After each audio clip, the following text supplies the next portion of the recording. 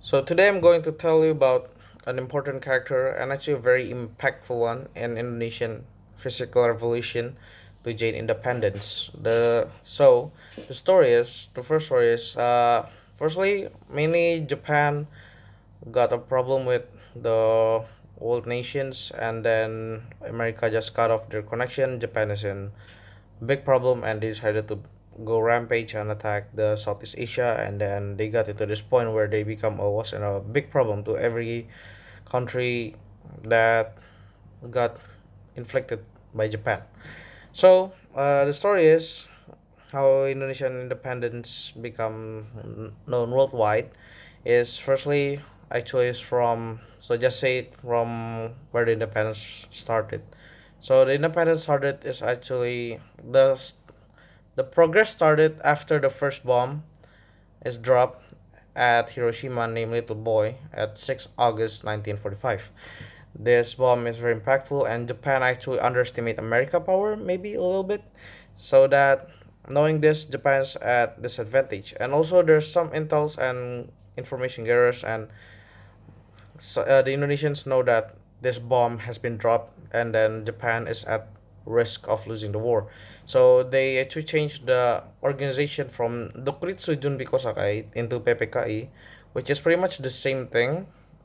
But now this one's to focus towards the proclamation of independence for Indonesia. So after the second bomb is dropped, Nagasaki named Fat Man, and then in 9 August 1945, the young Indonesians started to pretty much encourage the encourage Sukarno and Hatta to do proclamation, which they want to did in the field of PPKI, but they decided to change it to Rengas Dengklok because of the young generation's decision, especially for Sukarni Kartowijiro, that brings Soekarno to just Rengas Dengklok. And yes, they actually succeeded the independence in 1945, 17 August, in Sukarno's house.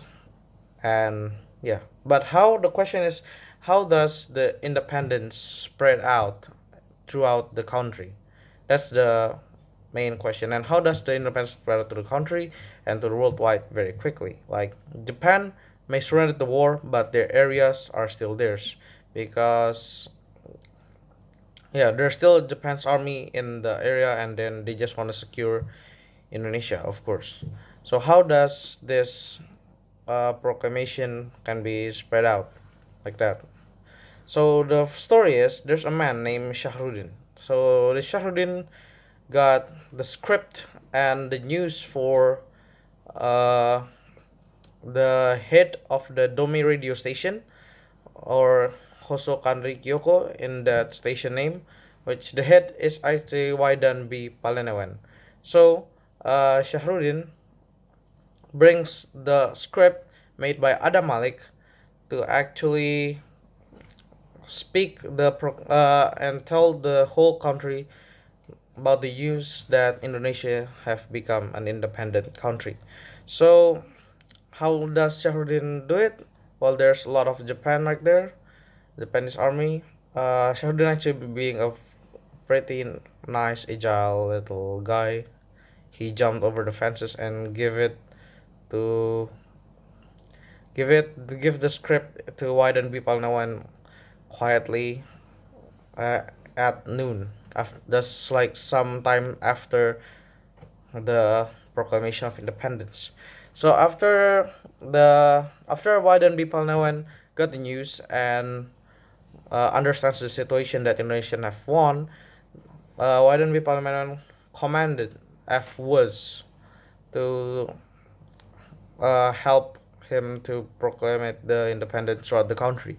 So the figure in here is Wadan B. Palenewen, and he's a very very brave one. Really, like he's able to have I mean his have his courage to stand up and spread the independence around the world while there's still Japanese around them, like that. So with this planning, I've just not long after the independence, so like a few hours after the independence, somewhere like 1 until 2 hours after the independence. So I don't be Palenewen just discuss at FOS that what must be done, and then they just say that okay, I don't be Palenewen commanded FOS to actually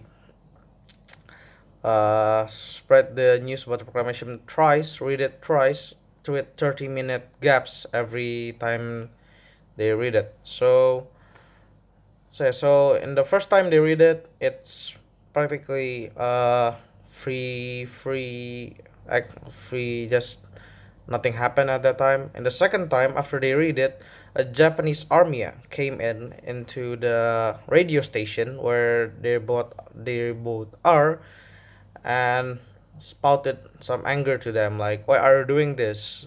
You are actually not helping like that. I mean, it's kind of obvious what they're trying to do, right? And then because of even because of this, so they're just like spotted, like they're getting blame like that. And then why don't people, no one commanded efforts to come to spread the news about proclamation one last time into the whole world, and it ended in 4 o'clock at the same day. So the main reason why it spread it 3 times, not just once or twice, is because actually, I mean, not once, like twice is actually fine, but the more it's the better, because the condition is like this before. There's a lot of Japanese army near that area, and then Indonesia have no technological advantage, so you don't expect the person in Kalimantan or Sulawesi have actually a radio on them, and with this time gaps they actually might able to share the information better.